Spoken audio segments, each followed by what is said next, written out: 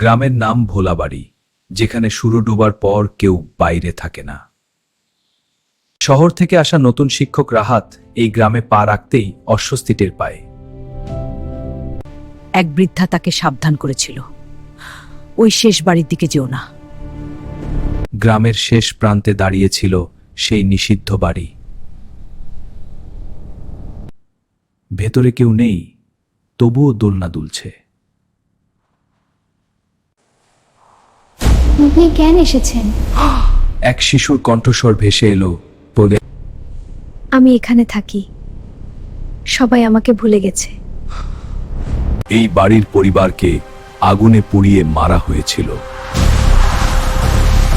রাহাত আবার গেল সত্য জানার জন্য।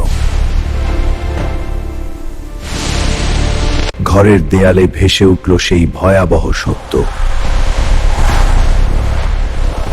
সবাই দেখেছিল, কেউ বাঁচায়নি। ন্যায় বিচার কখনো হারায় না।